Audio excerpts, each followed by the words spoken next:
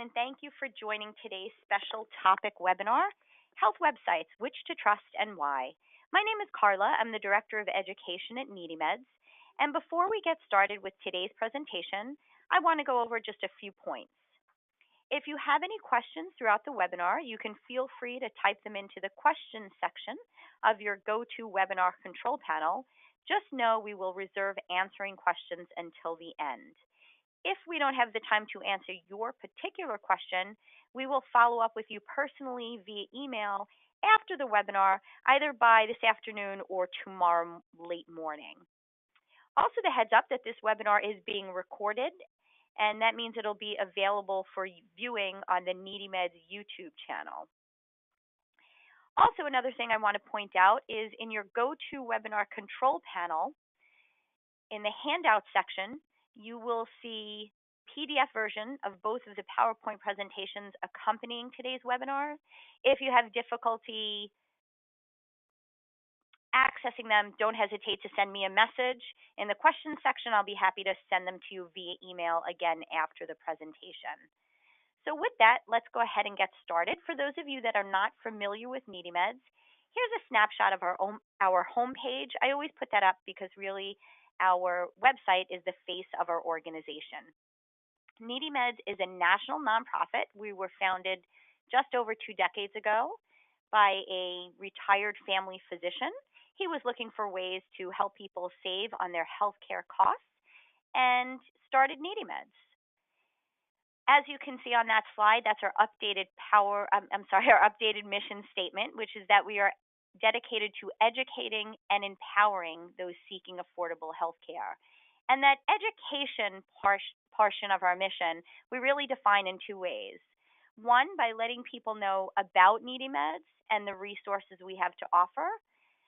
But also, we define education by letting our users know about other ways to stay educated, up to date, and learn tools for self-advocacy when it comes to your health journey, which is why we are so pleased to have our expert with us from Health Web Navigator, Nathan Blake.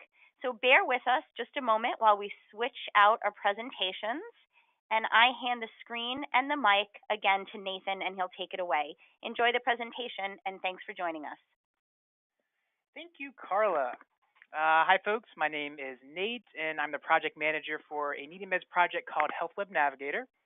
We're sort of like the Yelp or Angie's List of health websites, which means we publish reviews of health-related websites that are written by medical professionals so that web users can know which websites to trust, which ones are best for their needs. Right now, we're still in the beta phase, so if you go to our website at healthwebnav.org, you'll see that it's still under construction, but we hope to have over 300 reviews published before the end of the summer. So we'll check with you then. You can look at the finished site. All right, just to give you some context on who I am, I'm a former instructor of English, and I used to teach classes on rhetoric, writing composition, creative writing, and research strategies. So now I cover general research and editorial duties for NeedyMeds' new content research department. So today's discussion is going to focus on how to overcome some of the difficulties we all encounter when we look for health information on the internet. And this webinar will go into a little more depth than the TRAP test that I covered in our blog, which is over on the NeedyMeds website. And I encourage you to check that out if you're looking for a really easy way to check the quality of an online health resource. So again, you can check out the NeedyMeds blog, and you'll see that our latest blog post is up there. And finally, before we start, I need to give one word of caution. So I assume all of you joined this webinar because you look up health information on the internet and you want to know what you can and can't trust. And that's something that I also struggle with myself. Here's the thing. No matter what you read, web research cannot substitute for a doctor's medical advice, their diagnosis, or their treatment. And I know no one likes to hear that, especially because it's so empowering to be able to do research on your own on the internet. But most health websites explicitly say the same exact thing in their own disclaimer. So online research is a great way to participate in your own health care, but you should always talk to a doctor about what you find. Try to be upfront about what's worrying you. It's just more beneficial to have some insight and support of an experienced professional in your corner, just in case you do run into some questionable resources on the internet.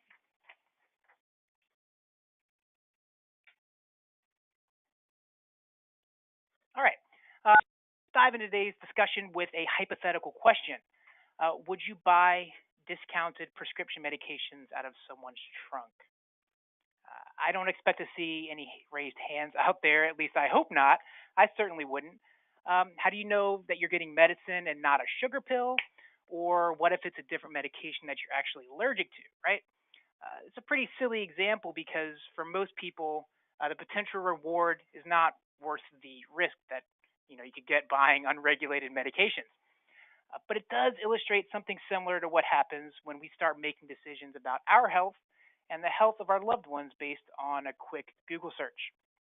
So I'll show you what I mean. I'm going to show you 3 statistics related to how most of us learn about our health.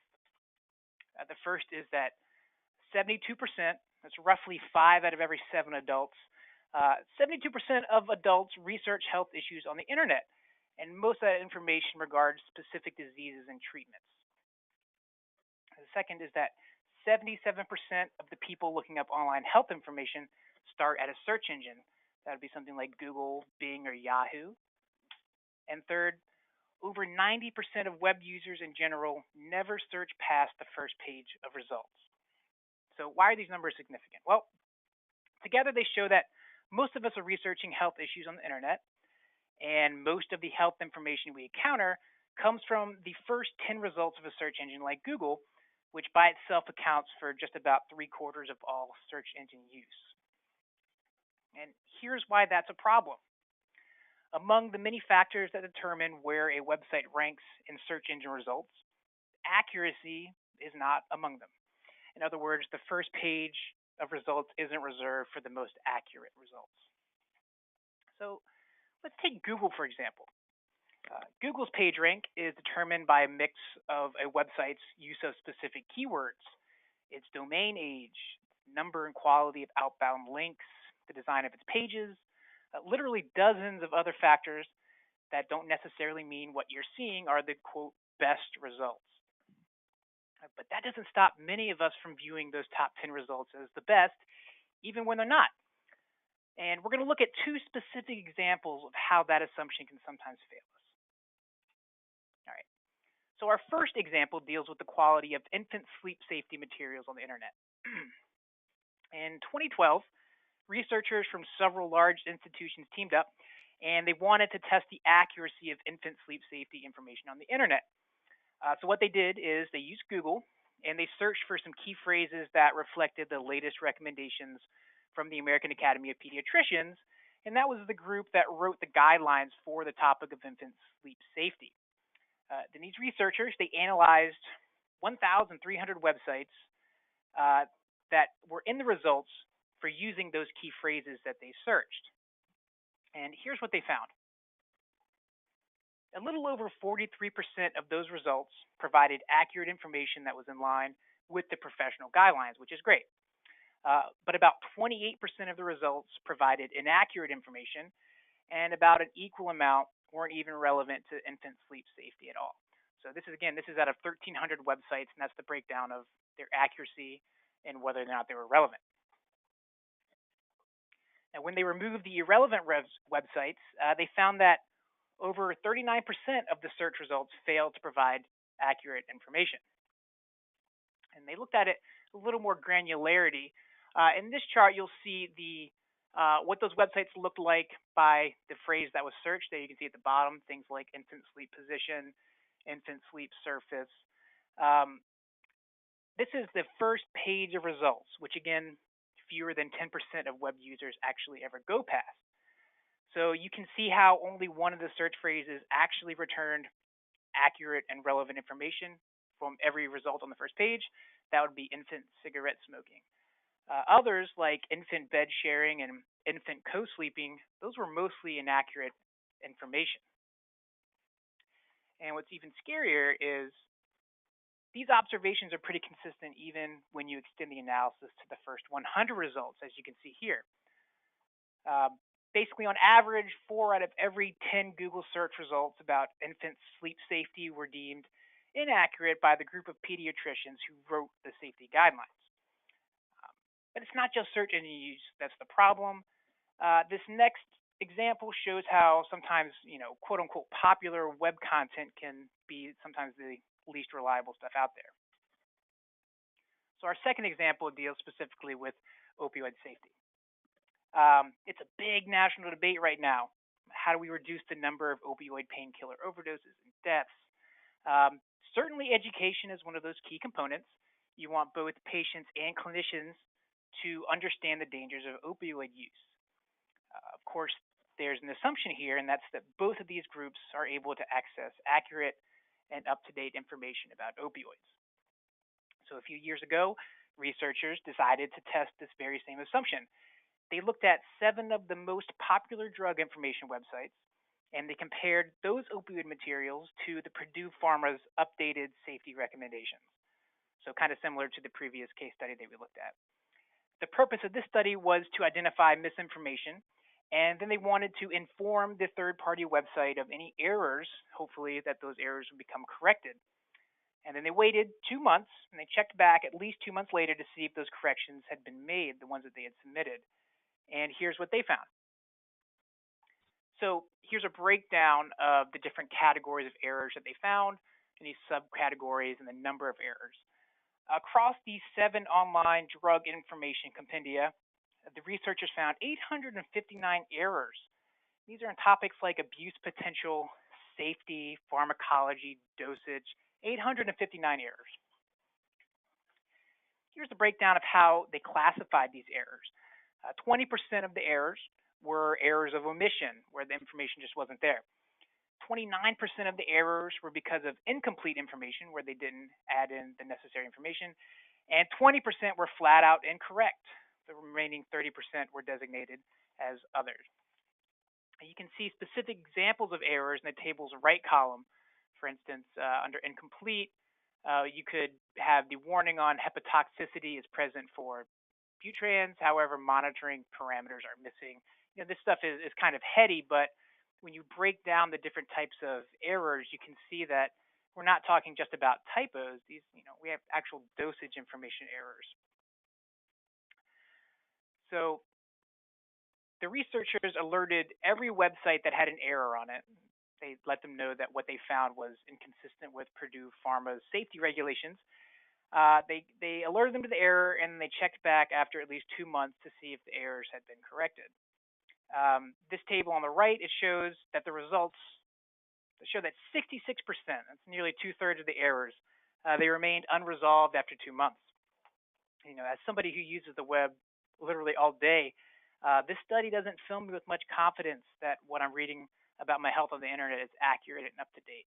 Kind of some scary findings about a really, really difficult topic to talk about, which is opioid safety. But does that mean that you shouldn't use the internet at all for health research? No, absolutely not.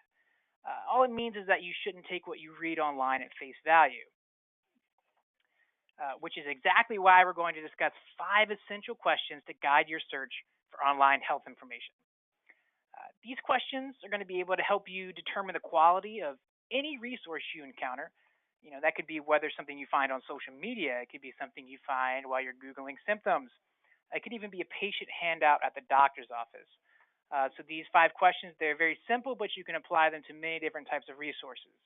And they are: number 1, who is responsible? Number 2, what are they saying? Number 3, where is the proof? 4 is, when did they say it? And 5 is, why are they saying it? So we're going to break down each one of these questions, and we're going to look at them in a little more depth on their own. So let's start with the first. Who is responsible? One of the best things about the internet is its inherent democracy. Anyone with web access, they can write a blog post, they can share their views on social media. We all get a say and a voice. It also turns out that this is one of the hardest obstacles to deal with when you want to make sure that information is reliable and credible, because you have a lot of people writing a lot of different things, sometimes working off very different types of information. And so when it comes to your health, obviously you want to make sure what you're reading is of high quality. How do you do that? One strategy you can use to weed out the lower quality materials is to take a hard look at who's responsible for publishing it. And that means not only who's responsible for the website itself, but who's also responsible for writing the content. So you can ask yourself, what's the publisher's reputation? Are they being talked about in the field at all? Do they have any sort of reputation that you look into?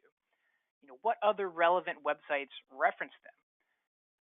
What are the credentials of the writer itself, or the credentials of the organization that's sponsoring the material? You can figure out if there's any sort of financial support. So try to understand who is putting up money for the website, and that can help you understand any sort of conflicts of interest. Sometimes it's a clear indicator of when a website is more motivated to sell you something than provide unbiased information with no strings attached. So again, you want to look at the reputation of the organization if they have one, the credentials of the writer of the material. There's a big difference between getting your dietary guidelines from a blogger, certified nutritionist, and a content marketer. Those are three people with three different types of credentials. And finally, what kind of financial support goes into the website? Now, these aren't hard and fast rules, but government-sponsored websites are generally seen to be the most credible. That's followed by educational institutions, nonprofits, advocacy websites. These are groups that have what's considered a more humanitarian mission, but like everything, it varies on a case-by-case basis. Sometimes you'll have a .gov website that is not up to date, as we'll look at a little bit later. Sometimes it's really hard to tell the difference between these types of websites, but not a hard and fast rule, but generally you'll see these websites as being considered the most credible. What you should be wary of is when you can't find information about who's responsible for a website, whether that the information is really difficult to locate on a website or if it's completely missing. You want to be able to know who's behind the website, who's responsible for publishing the information, who writes its content. And that's pretty standard information that should be provided on any credible website. Sometimes you won't find author names spelled out on every page or on every resource. That happens occasionally, especially for government websites. In those cases, look for an editorial policy, maybe on the About Us page, something similar like that. Occasionally, you'll find information about who's responsible there. And if a website appears to be business-driven, if you notice a lot of prompts to purchase something, or if there's clearly a brand being pushed on you as the reader, then you may want to look somewhere else for less biased information. One thing that's great about the internet is there is tons of information out there, so if what you're reading is a little dubious, you can always look somewhere else. All right. So here are a few examples that I pulled from 4 different websites. Each of these screenshots addresses who's responsible. So here at the top left, we see the Mayo Clinic. It doesn't actually credit its individual authors, but it does have an excellent editorial policy that you can read on your own if you were to click that link that says Meet Our Medical Editors. It's really a robust policy. They're very upfront about the credentials, the reputation of the people who write their content and who review it. So they take a really good approach at showing readers who's responsible for the information. And at the very bottom right, we see a small screenshot from the Parkinson's Foundation, which credits its medical reviewers by name and credentials, which is really helpful when you want to judge the credibility of a writer. The other 2 examples on this page, they have a few problems. In the first, we'll look at the bottom left. This comes from the website Modern Alternative Health from an article called 10 Natural Alternatives to the Flu Shot. This writer, they give us a lengthy blurb. It's the longest one on this page. But the writer's bio states that she has, it's quote, a couple degrees, but is not more explicit about what those degrees are or how they're relevant. So that information seems a little vague. I would probably be a little wary of this writer, not knowing how they are credentialed or what their expertise is to be able to talk about alternatives to the flu shot. And then the last example comes from the website Dr. Axe, at the very far top right. You can look at Dr. Josh Axe. He looks like he has more degrees than a thermometer here. But when you look at his specific website, and you can see the wide range of health topics that he talks about. He talks about cancer and autism and diabetes, for example. you begin to wonder whether or not a chiropractor and a nutritionist has the right training to cover all of these topics in an adequate depth. Again, each four of these websites deals with who's responsible in some way. They take four different approaches, as you can see here. Some are a little more trustworthy than others. Okay. So the second question you should be ready to ask any information source is, what are they saying? What are they actually saying? So if you're anything like me, it's easy to get sucked into reading something just because it has an attention-grabbing headline. Health websites, they seem to have mastered the art of what they call clickbait, right? How do they get readers in to click the material and learn more? You'll see it a lot when health websites summarizes a new research finding in bold language like how to cure diabetes with coriander seeds, or maybe they pose a controversial question like, is exercise bad for you? To be honest, it would be hard to resist clicking that last one. Anything that you read, though, anything that you find yourself drawn into and compelled to read, it's always worth it to take a look under the hood and examine what's actually being said. So it's slowing down your reading a little bit. So no matter what, you should be able to validate the information that you find against comparable resources online. So if this website is saying something radically different than that one, and it's not a matter of some sort of cutting-edge discovery published by a specific research institution, don't buy into it just yet. Instead, use the tools that you'll learn in today's webinar, and compare their credibility against one another. So the information should be balanced, right? It should provide complete coverage of a topic. It should include both the pros and cons of treatment, associated medical costs, long-term outcomes. A website should admit when there's more to learn or where they don't have sufficient evidence to understand something in a very complete way. You want the information to be balanced in that way so that you know that you're not being swayed in one way or another. And finally, you should be able to understand what you're reading. It should be clear. There are a lot of websites aimed at medical professionals out there. They've got really great information, but for average lay people like myself, they seem to be written in like a completely different language. Sometimes a website will even make its materials intentionally vague or complex because there's no real substance to back up their claims. You'll see that occasionally. So some issues that you might want to watch out for. Claims that are just too good to be true. If it sounds too good to be true, it probably is, especially when it comes to health stuff. Miracle cures. These are all issues that you want to be wary of because they're trying to sell you something. Websites that push a specific product or point of view. Take a minute to make sure what you're reading actually lives up to how it's being branded. So again, that goes into relevance, as we saw in the previous example. So what are they saying? We have an example here from the website drjockers.com. This comes from an article called Top 10 Natural Cancer Treatments. Number 10 here is a screenshot of sunlight. So sunlight is apparently, according to this article, one of the top 10 natural cancer treatments. It's also one of the top 10 causes of cancer, strangely enough. If you see at the very end of the first paragraph, the 10 in parentheses, that indicates that there's evidence for where this claim comes from. It's a citation. So when you click it, what do you get? You're directed to a page that is essentially one long sales pitch for an unrelated diet plan. There's no research related specifically to this claim about sunlight being a cancer treatment. It's just an irrelevant citation that lacks any sort of balanced look at how sunlight can prevent cancer. It's not very credible. It's not very clear. It's irrelevant. This is not a very good way to talk about what the evidence is for something. All right. So where's the proof? The third question you want to ask is, where's the proof for what's being said? There used to be a popular skin ointment in the 19th century that was branded as snake oil liniment. It supposedly could cure a variety of conditions like arthritis, bursitis. Here's the images from one of the posters about snake oil liniment. It turns out this stuff didn't even contain snake oil at all, even though it was branded that way. Nor did the ointment actually cure anything that it was claimed to be able to cure. And now the term snake oil You'll hear it referred to questionable or unverified medical claims. Unfortunately, snake oil has found a second life on the internet, and you need to be able to spot it so that you aren't being duped by any sort of marketing. So, what are some qualities of high quality health information in terms of proof?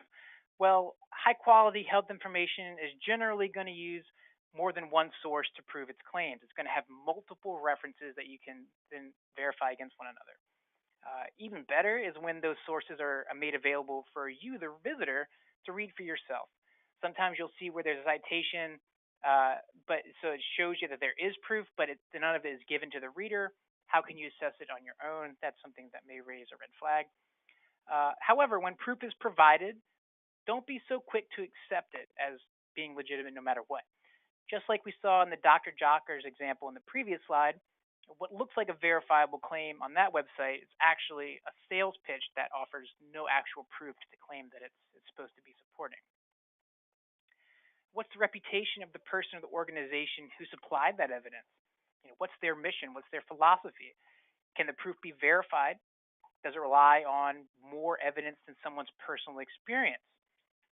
Asking these types of questions means that you should be skeptical of health information that heavily uses personal testimony to, quote, prove effectiveness. Anecdotal evidence as well. It can be helpful, but everyone's situation is different, and just because something worked for one person doesn't mean that it will work for you or somebody else. There's also the issue of what's called cherry picking, and that's when a website uses a legitimate research study as supporting evidence. Either it interprets it incorrectly or it isn't fair to the original study. And you'll often see this when a writer extracts only the information that fits in line with their goal, but ignores any sort of contrary findings. And so here you'll have an unbalanced look at the information. I see it as being kind of similar to like a film trailer when it quotes a reviewer who calls it an excellent film, when the full sentence reads, this had the makings of an excellent film, but was really quite terrible. Kind of a similar idea there, where you're cherry picking only certain information, not getting a balanced look at the overall picture. So if we go back to that same example from Dr. Jockers, you'll see that it uses personal testimony more often than any form of support, just like in this screenshot here. If you click that number 10 citation, it takes you to this very long page about the diet plan. The diet plan has a lot of personal testimony. I think this list goes all the way to number 10, and these are just the first two. And the sentence highlighted here is interesting because in this personal testimony, it says that the family claims to have found a cure for cancer, and for some reason they specifically won't tell doctors. It just doesn't really make any sense to me. Behind every credible health resource, there should be some kind of hard proof that can be verified by multiple sources, not just anecdote, not just personal testimony. Otherwise, you could be falling for what's just dressed up snake oil. So look at what people are saying, look at what the proof is for the claims that are being made. All right, the third question that you should ask of any health resource is, when did they say it? When was it said? Back in the 1950s, medical knowledge would double about every 50 years or so. Today, researchers believe that it doubles every 3 years. So it's really hard to keep up with the advancements being made in medicine. They happen so rapidly. And the internet doesn't help because it's churning out new health headlines every second. Sometimes they're always conflicting with one another, as the way that it seems. So obviously the best health information is going to be current, it's going to be up to date, but how can you tell if a web resource isn't already outdated in this fast-moving field? And the quickest but least effective way is to look at the website's copyright date. Usually it's pretty easy to find. It's right at the bottom of the page. But a copyright date only tells you if the site is still operating, not if its materials are up to date. A more effective strategy is to look at when the material was created. Often websites that are copyrighted in the current year, they still retain and promote older information on the website. So it may be copyrighted in 2018, but all of its information was published in 2012.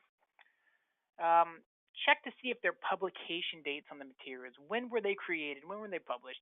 And that can be something that you use to determine the currency of the information. It's also why it's important to look at revision dates too.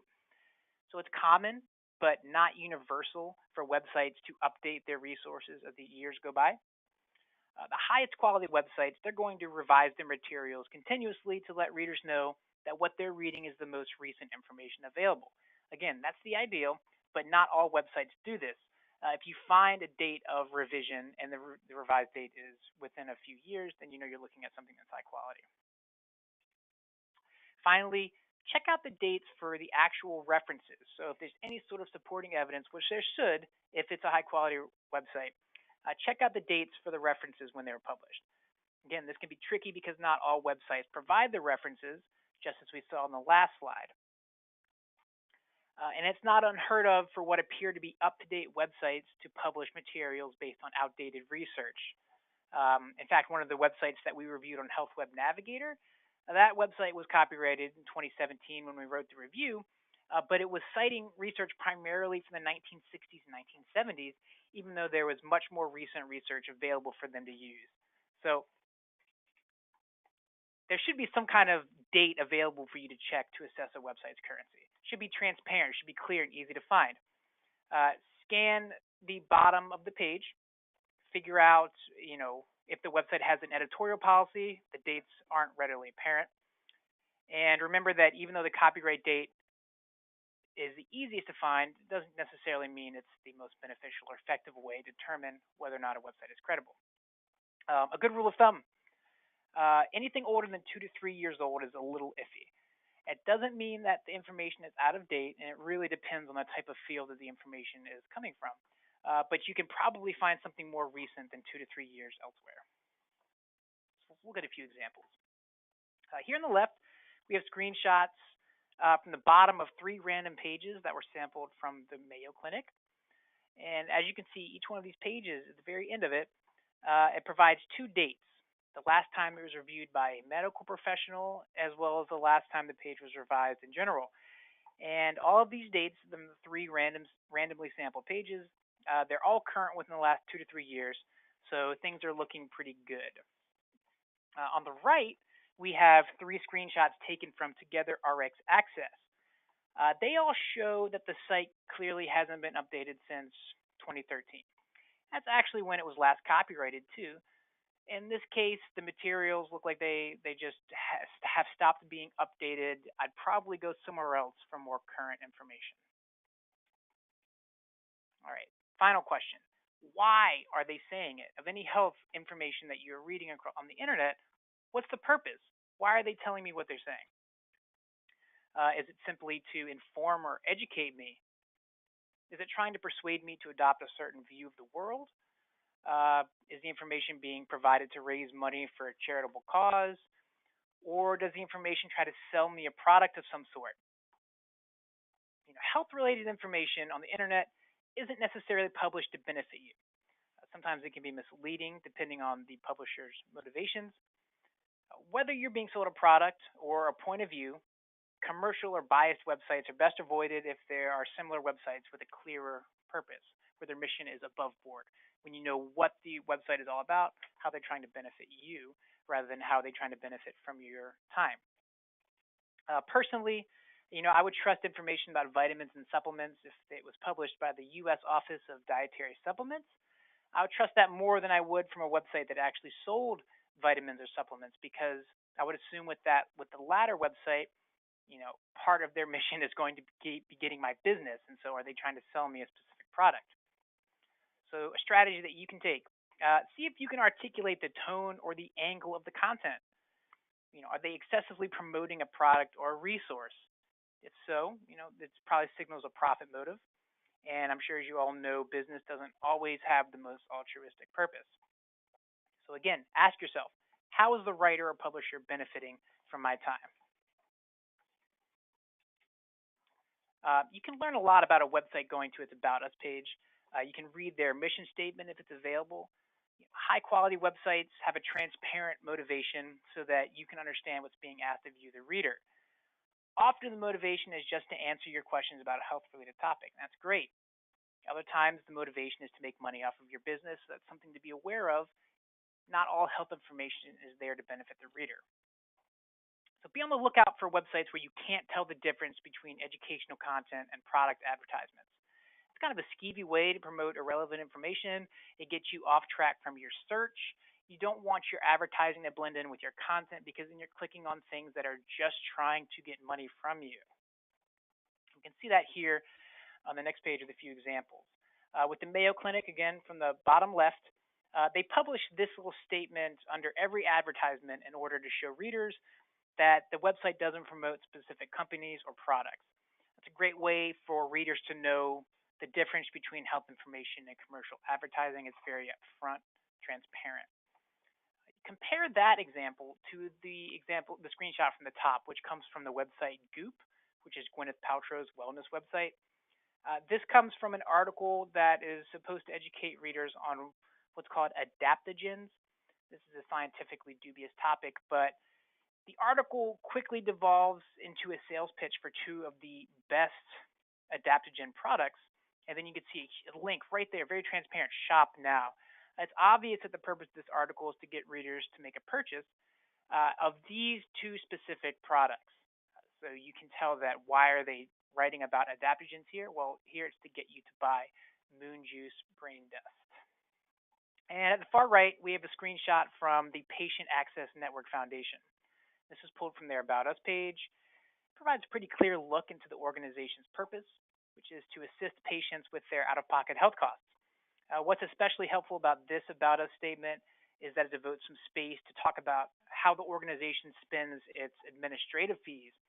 Everything appears above board as it should, and they're giving information, they're disclosing information that they don't have to, but they're doing for their readers' benefit. All right. So we've just looked at some of the difficulties you may encounter when researching your health on the internet. Then we discussed 5 questions you can use to determine the credibility of any health-related resource to help weed out some of those of poor quality. Now, again, I just need to reiterate that health websites can never substitute for a doctor's medical advice. Definitely use the internet to become more informed, but you'll learn much more with the help of a trusted health professional. So nobody is steering you away from the internet. There are definitely high-quality resources out there for you to use, but always bring that information to your doctor and get their advice to see what they have to say about it. All right. That wraps up my end of the presentation for today. I'd like to take a few questions from our audience. I see some have already come in. Let me get to them in order. Okay.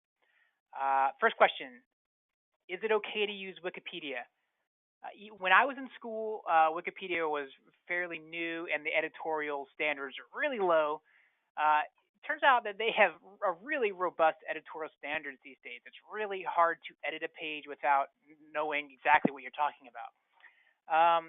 So Wikipedia is really great for getting a broad overview of basically any topic known to humankind. They're going to be subject area experts that will disagree. They'll complain that some of the pages are reductive, which is true to some extent, but it's not designed to be the most comprehensive resource ever. It's designed to give you a broad overview.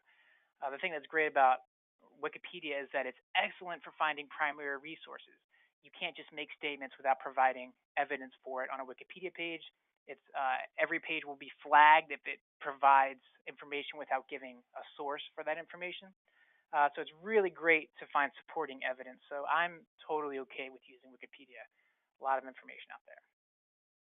Okay. The next question, what's your favorite health website? I can't officially endorse any websites as a representative of Health Web Navigator. If I take off my Health Web Nav hat, I personally like Medline Plus. It's a government-sponsored website. It covers pretty much any health condition or topic. It's not a visually pleasing website at all. They just kind of throws links at the reader. That's how I like to browse the internet, though. It gives me time to meander at my own pace. So I generally go for Medline Plus if I'm interested in a specific disease or condition. Okay. Third question, are there other ways to tell if a website has good information? You can go to the bottom of any health website. Sometimes you'll see a seal or a logo of some sort. One of the common ones that you'll see is the Health on the Net seal. And this means that the Health on the Net Foundation, which is a nonprofit organization, it means that they have at some point analyze this website to see if it has met certain standards of legitimacy during the year it was evaluated. So if you see that at the bottom of the page, it usually give a year that it was looked at as well. That's a pretty quick way to show that the website has some credibility in the field. The information standard that provides a similar service for UK websites. It's put out by the National Health Services. And there's also URAC, which is URAC. That stands for Utilization Review Accreditation Commission. That's another nonprofit that accredits reliable health websites. One website that I personally find interesting when it comes to finding good health information is called Health News Review. And that's a website I think that spawned out of CNN Health, and it investigates the truth of trending health headlines, and so they get journalists to investigate how trustworthy some of these claims are. So just something that's interesting. Okay, so we're running out of time. I'm going to officially conclude our discussion for today on my end. If your question wasn't answered live, I'll personally follow up with you via email in less than 24 hours. So thanks so much for tuning in. Enjoyed a lot and have an awesome afternoon. Thanks, everybody, so much for taking the time to join our special topic webinar presented by Nathan Blake of Health Web Navigator, Health Websites, Which to Trust and Why. I trust that you found it as informative as I do. As Nate mentioned, there are a bunch of questions coming in. But we're going to go ahead and remind you that if your question was not answered, we can certainly go ahead and follow up with you within about 24 hours, as Nate said, after today's presentation. One of the things, if you don't mind bearing with me for just a moment, I will take a moment to remind everybody that we do hope that you also check out the NeedyMeds website, as we are a source of not only healthcare information, but more importantly, a way to help you save on your healthcare expenses, including but not limited to medication. And in addition to connecting you to those resources, as I said in the beginning, we really pride ourselves on providing you with educational and advocacy resources so to better assist you in your health journey. And one of the most important ways we do that are with populating our calendar with additional, or I should say varied, special topic webinars. So you got a taste of some of the content that we offer through these webinars today. So I hope you join us for upcoming ones. There's a snapshot of some of the webinars coming up in the next couple of weeks, and you can register by visiting the NeedyMeds website. On the bottom right hand of the page, you'll see a calendar of events. If you have any questions about today's webinar, don't hesitate to contact me directly. That's the business line, and that's my email. Thanks so much for taking the time to join us. And a reminder again that today's PowerPoint presentations are in the handout section of your GoToWebinar control panel. If you have difficulty accessing them, don't hesitate to shoot me an email, and I'd be happy to ship one right over to you. Thanks so much for your time, and enjoy the rest of your day.